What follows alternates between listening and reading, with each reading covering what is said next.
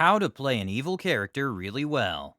So, this happened in Pathfinder instead of D&D, but that only matters because my character was a class unique to Pathfinder, where you add monster features to yourself as you level up.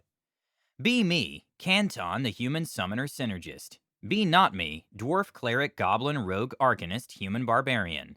I've known the DM for a long time and have guest roles sometimes in his main game role playing interesting NPCs, so he trusts me as a role player. Tell the DM before the new campaign I want to play an evil player character. He says he normally would not allow it. Explain that the character concept is to be an evil outsider reborn in human form. They are living a normal human life, but they have all the memories of the outsider, just none of the power. DM loves the idea. Talk, talk, talk. IRL roll nat 20 on persuasion check. DM allows me not to just play this character, but I'm the reborn fragment of a dead evil god. The first session starts with the cleric, goblin, and barbarian arriving by boat into the big city. The DM tells them it's evening and they are looking for a place to eat and sleep. I introduce myself as a street barker advertising Canton's family tavern and inn, and invite them back to my family's tavern. DM roleplays my mom and dad bossing me around at the tavern, while serving free meat pies to the party and having a fun first night party. ActInnocent.jpg. The party asks about jobs in the big city, and Canton teaches them about hunting monsters at the edge of the city so it can expand. Go hunting with the party. When first combat starts, transform into four-armed werewolf monster. Party is confused. Asks what is Canton. Activate trap card Candor. Canton tells them without hesitation that he is the reincarnation of a piece of a dead demonic beast god from the DM's campaign setting. He remembers that life, but now he's been a human for 19 years and gotten used to it. Act like it is a normal character introduction. Party reaction is mixed. Barbarian thinks it's cool. Cleric is concerned but says I've been nice so far, so he's cool with it for now. Goblin doesn't like me. She doesn't like anyone. Go questing his team starts leveling up. A few sessions later, Canton leads the party to a bathhouse and spa with all the money they have made. In the bathhouse, they meet one of the crime lords of the city. The crime lord offers the party some less than legal ways to make more money. Canton votes against it because he doesn't want to put his family in a bad position. The good cleric votes against as well, and the party refuses to do crime. Look even more innocent. Canton seduces the female dwarf foreman at a mining company to get better jobs and quests. Get a quest to help secure a tunnel that has run into a monster problem. Canton and the cleric go down the tunnel exploring. Party is still slightly wary of me. DeviousSmile.gif. Begin telling the cleric about the local legend of the Jabberwocky, with claws and fangs, etc. Win every deception check. Charisma caster for the win. Cleric gets more and more scared as we find more ominous signs like a dead body in a cave. Look inside and see a troglodyte eating a miner. It turns and sees us. Canton and the cleric run away back through the tunnels of the mine, the cleric yelling Jabberwocky the whole way.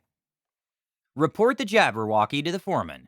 Cleric, fully believing it's a terrifying monster, tells the foreman honestly about the Jabberwocky and how frightening they are. Charge double to deal with such a terrifying monster.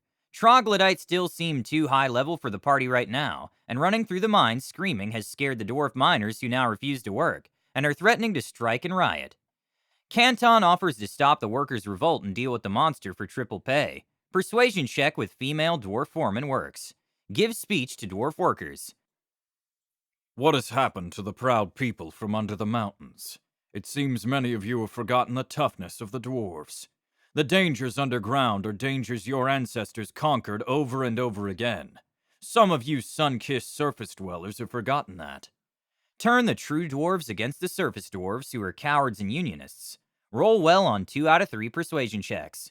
The goblin player at this point realizes that I'm evil because I'm using racism to suppress workers' rights for personal profit. Lead a small army of 20 true dwarf miners back into the tunnel, with a few normal troglodytes, and what turns out to be a half-giant troglodyte. Absolutely overwhelm the higher-level encounter with numbers. The boss retreats inside of its cave. Canton says something about glory to one of the dwarf miners to get them to rush into the cave, first as a way to check for traps. The party and the one brave miner kill the boss in the cave. The dwarf miner lands the killing blow. Canton hoists the dwarf miner hero on his shoulders and tells the other miners of his bravery. Party is starting to put the clues together. A couple sessions go by. Rather than giving the party triple pay, the mining company establishes the party as part of a guild for military, security, etc. This comes with a nice mansion including servants, a library, and a lab. The cleric decides to research Canton and the dead god. The DM says he will allow it because of the library. Cleric rolls nat 20 plus 5 on religion check. Uh-oh. The DM explains the old demon beast god of lycanthropes and other evil magical beasts. Says a fragment of the dead god is residing in Canton and seems to be regenerating as Canton grows stronger. The neutral good cleric realizes that Canton is actually evil as well. Starts to get upset at the DM. The DM points out I told him in the very first session what I was, and he was okay with it, and hasn't had a problem until now. Have our first fancy dinner with the servants. Need to throw people off my trail. Try to get people to drink too much with me and turn it into more of a party. Nat 1 on persuasion check with servants. Drat. Turn into four-arm monstrous demon beast god that has gotten scarier from level ups, but acts like an excited dog trying to make friends, and doing tricks for belly rubs. Nat 1 again. Double drat. The servants and residents of the mansion and guild are horrified by Canton's appearance. A few flee the room. The room goes totally silent and no one reacts. The cleric calls an emergency meeting with the goblin and the barbarian. They begin discussing the problems of Canton. Try to elicit sympathy by role-playing being really drunk and arguing with non-existent people. Whispering, "Don't judge me. Mean old servants. I worked at an inn, I know good service." Stuff like that. Players IRL put all the clues together and realize what makes Canton evil. At every step of the adventures, Canton has encouraged people using the 7 deadly sins, rather than appealing to virtue. Gluttony with free food and lots of drinks at the start. Greed to make money hunting. Sloth to visit the bathhouse. Lust with the forewoman. Pride of the true dwarves. Wrath of the miners on the monster. They figured me out before I found a chance to do envy. The session ends with the party having the "if you had a time machine, would you kill baby Hitler" discussion without realizing it. Me and the DM agree to have Canton run away because of the traumatic experience of being shunned at the mining company, and realizing that because of who he is, he will bring more and more problems to his parents that took care of him when he was just a puny, defenseless human. Become NPC. Become the BBEG for the campaign, as the rest of the party decides to hunt Canton down to confront him and murder the baby evil god before he becomes too strong. It's traumatic for them because they're hunting down a party member that has treated them well. Become local role-playing legend. Absolutely legendary. And so is this next story. Listen to how a DM turns a throwaway comment into the greatest reveal I have ever seen. Apologies in advance for the length of this one. Some small bit of backstory. Few years ago, my brother played in a few RPGs, and decided he wanted to give DMing a game himself a go. Unfortunately, he had trouble with a lot of systems. Complex rules don't really fit with him personally, and while he can work with them as a player, as a DM, it's another story. The fix was creating his own, simplified system, and as a sci-fi fan, he took the opportunity to make his own Star Trek-style setting. After a lot of trial and error, and admittedly several players coming and going, he settled on 2 groups. One much larger than the other. We have crossovers and feel each other's actions in our respective sessions. I'm part of the smaller group. Used to be bigger, but due to life, commitments, etc., it has shrunk down to just 2 players recently. This works for us as we can't make the same sessions as the main group, but still enjoy being part of the in-game universe. We've had some insane plot twists, arcs, and NPCs over the years, culminating in this most recent story. A few months back, we were introduced to a new quest giver, a suave businessman and all-around charming guy called Alistair, who wanted to contract our ship for a series of jobs. We immediately didn't trust him, but after a while found ourselves taking side missions and developed a working relationship. Honestly, he won us over. Eventually, he told us he wanted us to work for him full-time, leaving the faction we worked for, and our all-time favorite NPC. We declined, of course, but he was persistent, pulling out all the stops to convince us, favors, gifts, even paying for a full retrofit for our ship. Still not enough. That was until 2 things happened. The first was our NPC co-pilot leaving the party, at the culmination of his personal quest. The second was our aforementioned favorite NPC getting sick. Really sick. This guy is some sort of telepathic super being. It's a long story, but essentially every character has multiverse evil counterparts. But this guy doesn't. He's unique.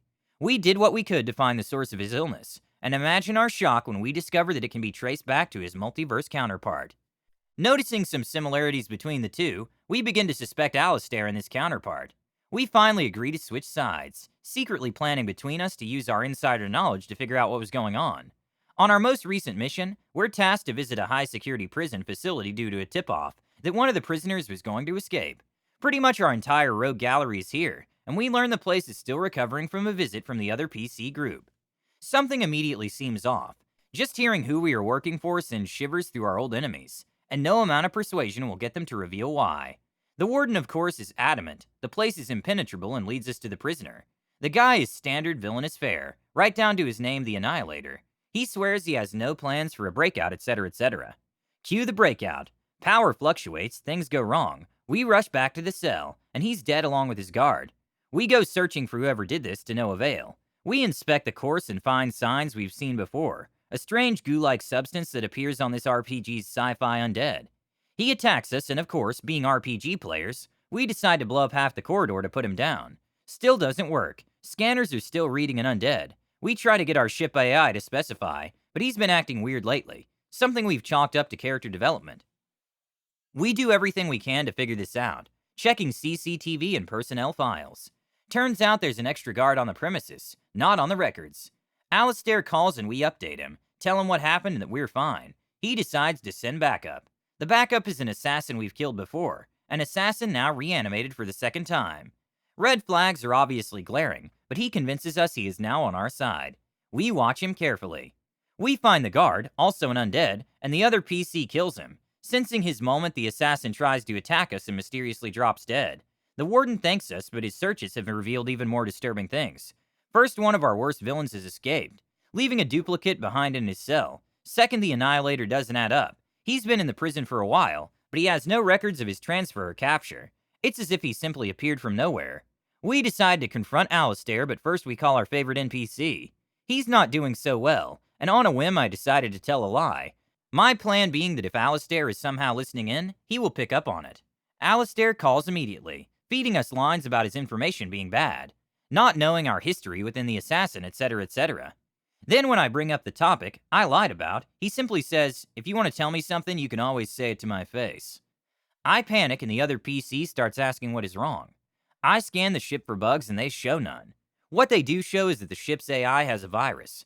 Alistair has control of everything. He knows everything, right down to the plans we've been discussing right here on the ship. The retrofit was just a cover to replace our AI, back before we even suspected he was up to something. Every mission we have done for him, even before our favorite PC got sick, was to increase his power and his hold over us. We were playing checkers and this dude was playing 4D chess.